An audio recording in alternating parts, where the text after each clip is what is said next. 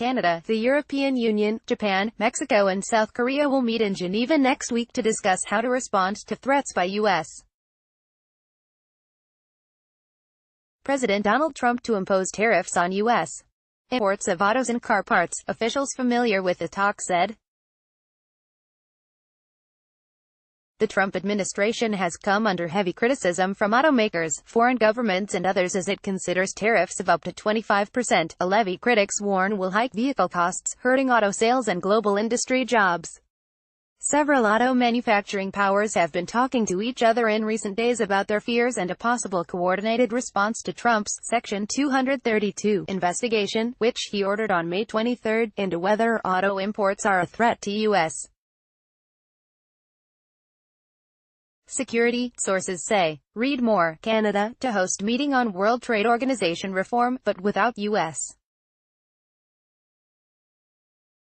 and China. For now, the probe could be completed within weeks, although similar ones ordered last year that led to tariffs of 25% on steel and 10% on aluminum took about 10 months.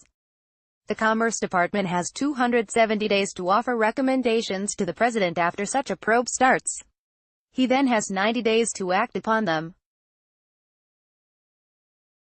It was not immediately clear what kind of response the countries could be looking at, although Canada, the EU and Mexico retaliated with their own tariffs after Trump imposed levies on steel and aluminum imports in March. Another option is to fight the United States at the World Trade Organization, WTO. Deputy ministers will gather in Geneva on July 31 to hear each other's views, a Canadian official and a Mexican official told Reuters, asking to not be named because they were not authorized to talk to the media.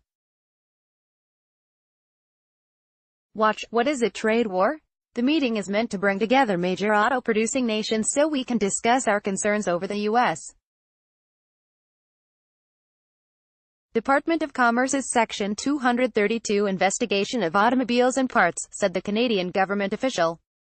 Mexico's Economy Ministry confirmed Deputy Economy Minister Juan Carlos Baker will travel to Geneva for work meetings about several subjects, including meeting World Trade Organization (WTO) Chief Roberto Azevedo.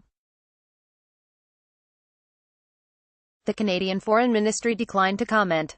According to the WTO website, Azevedo will meet Baker on Monday, followed by Canada's Deputy Trade Minister Timothy Sargent and Japan's Senior Deputy Foreign Minister Kazuyuki Yamazaki on Tuesday.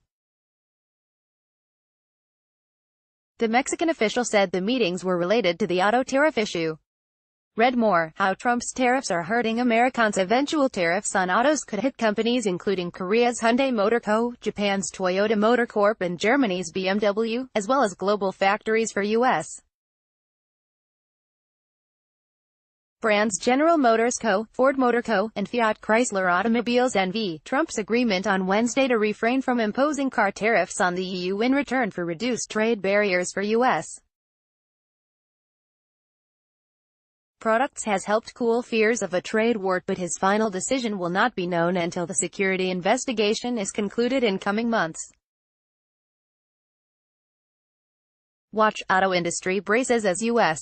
threatens potential tariffs. The U.S.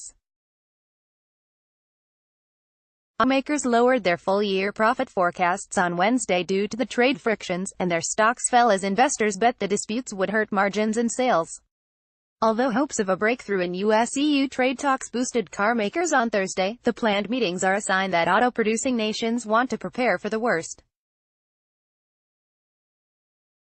Managed trade. Canadian Foreign Minister Chrystia Freeland raised the need for cooperation by major interested nations regarding the U.S. auto investigation during a meeting in Ottawa with South Korean Trade Minister Kim Yun-chang last week, the South Korean ministry said in a statement after the meeting. On a tour that also took in the United States, Kim broached the idea of working together to face tariffs at a meeting of the Pacific Alliance trade bloc in Mexico on Monday, said another Mexican official and a diplomat with knowledge of the matter, asking to remain anonymous because they were not authorized to speak about it. Officials consulted by Reuters in Canada, Mexico and South Korea all said such discussions were preliminary, with another Canadian official characterizing them as comparing notes on the state of play of the tariff investigation, rather than discussing a coordinated reaction in detail. Read more. Canada's new export minister says we have other options than the U.S. when it comes to trade. We have checked and listened to each other's stance.